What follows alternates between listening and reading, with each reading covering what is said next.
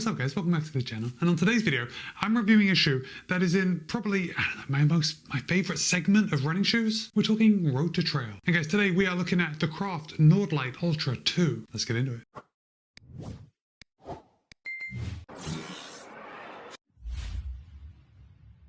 Before we get started, I do just want to say that Craft was good enough to send me a pair of the NORDLITE ULTRA 2 for the purpose of review. However, they haven't told me what to say.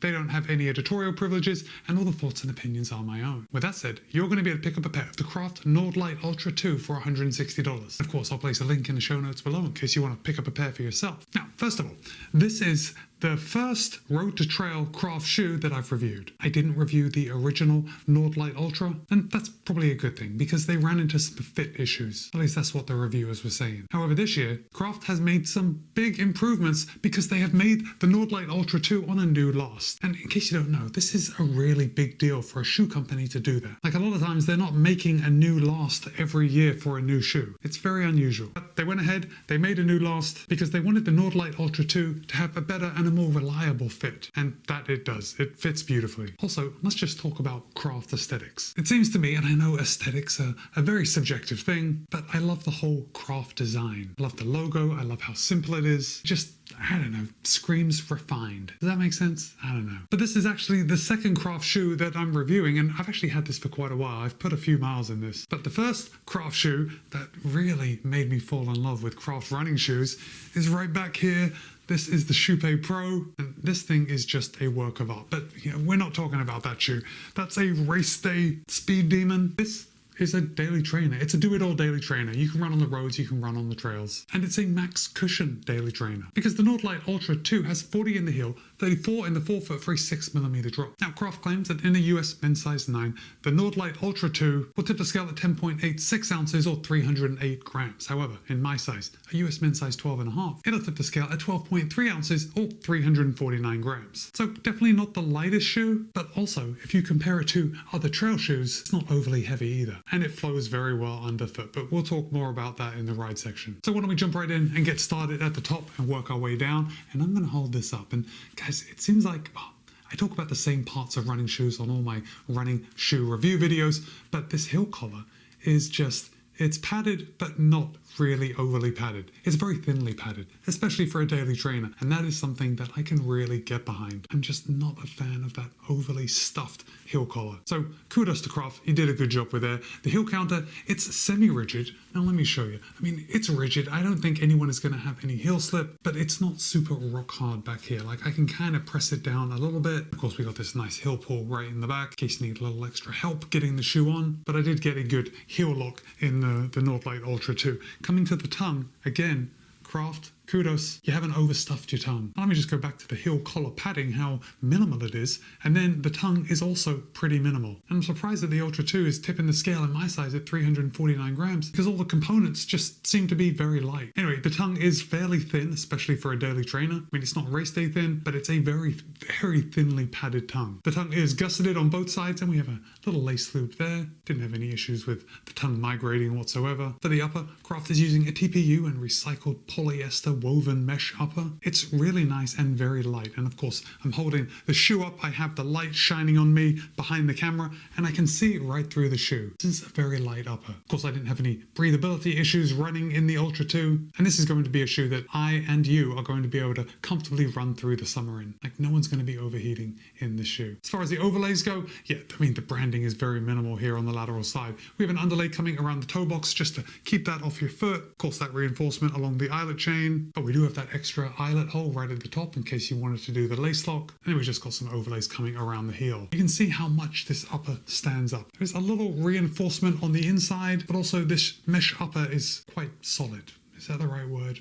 Probably not, but it's standing up fairly well, which makes for a comfortable fit when you put your foot in. Now, I just said fit, so let's talk about fit. I think Craft has really nailed their sizing, at least with the new last. Now, if you've been watching previous videos, you know that I wear anywhere from a men's size 12 to a men's size 13. So the Craft NORDLITE ULTRA 2 coming in at 12.5 is just spot on for me. Yeah, really no issues. I don't think this is a wide foot friendly shoe. No, in fact, no, I know it's not a wide foot friendly shoe. There is still plenty of room for me because I have fairly narrow feet, and I think for people with a normal foot width, you're not going to run into any issues. However, those of you with a slightly wider foot, yeah, you may run into some issues here. But still, for my foot, it fit beautifully. Coming down to the midsole. Craft is using their CR foam in the NORDLITE ULTRA 2. It's the same foam that they use in the NORDLITE ULTRA, and it's a supercritical EVA, which really it's the only kind of EVA that I really like now. In fact, I think we've been led to believe that EVA is a bad word, but supercritical EVA changes the game. It's so much lighter, so much more responsive, and the CR foam in the NORDLITE ULTRA 2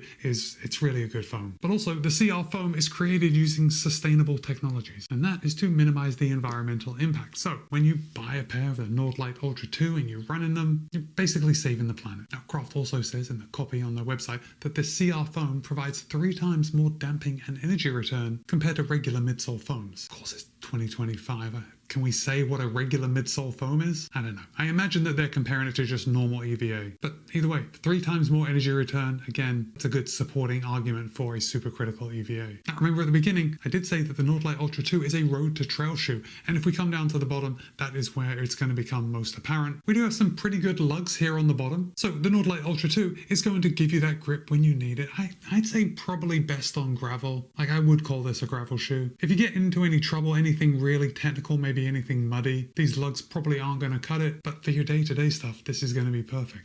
Also, the compound that they're using on the bottom, by the way, Craft calls this hyper grip, it's not as firm as some trail shoes, so it feels fairly soft. You're not getting that clickety-clackety that you get when you run with trail shoes on the road. It's a very pleasant road running feeling as well as on these light trails. Now, I did take this shoe with me on vacation. I was up in Montreal for just a couple of days, and I took this shoe mainly because it just looks really solid, and also so I'm not embarrassed wearing a bright pair of running shoes just out and about, but I also knew that I was going to be running on roads and on trail, and the NORDLITE ULTRA 2 were an absolute gem in that regard. I went on several trail runs, I went on several road runs, and the NORDLITE ULTRA 2 didn't let me down once. Of course, I've run around my own neighborhood, and I'm sure most of you, when you buy this, you're going to be running around your own neighborhoods too. And still, the whole gravel option, the whole road to trail option, the reason I love it most is because a lot of times when I go out, I am running on both roads and on trails. Now, truth be told, I don't have a lot of really technical trails around where I live, but there are a lot of shell paths. You know, those easy trails that wind through the woods. I got lots of those, and I am just king of the easy trails when I'm running in the NORDLITE ULTRA 2. Oh, one more thing that I don't know if I should even mention, but the laces, I had no issues with the laces. When I tied them, they stayed tied. They didn't come untied. That's what we want from a lace. They feel very thick and kind of premium, for lack of a better word. I don't really like using the word premium. It definitely sounds pretentious. And yet I still think that the laces on the NORDLITE ULTRA 2 make it feel premium. I don't know if I can even defend that. How do laces make a shoe feel premium? Anyway, that's what came to mind when I see the laces, when I feel them, when I'm tying them. It just adds to the whole package. Now remember, $160. And if you are thinking of picking up a pair of the NORDLITE ULTRA 2, you may be considering some other options. I don't have many gravel shoe options, but at the moment I'm also testing the Salomon Aero Glide 3 Gravel. And the Salomon Aero Glide 3 Gravel is also $160. It has 41 in the heel, 33 in the forefoot for an 8mm drop, and in my size tips the scale at 319 grams. So the Aero Glide 3 Gravel, it's kind of a mouthful, is 30 grams less than the NORDLITE ULTRA 2. If weight is something that really matters to you in a running shoe, then you might want to consider going with the Salomon. Also, as far as aesthetics goes, again, I just think the NORDLITE ULTRA 2 is an absolute banger. As far as performance goes, they both perform very similar, but for the same price. Remember, you're saving a bit of weight in the Salomon. But now I want to hear from you. Have you run in any Craft shoes? Are you thinking of picking up a pair of the NORDLITE ULTRA 2? Drop a comment, let me know. But for now, it's Matt B. This has been my review of the Craft NORDLITE ULTRA 2. Be kind, be happy, run well. See you in a couple of days.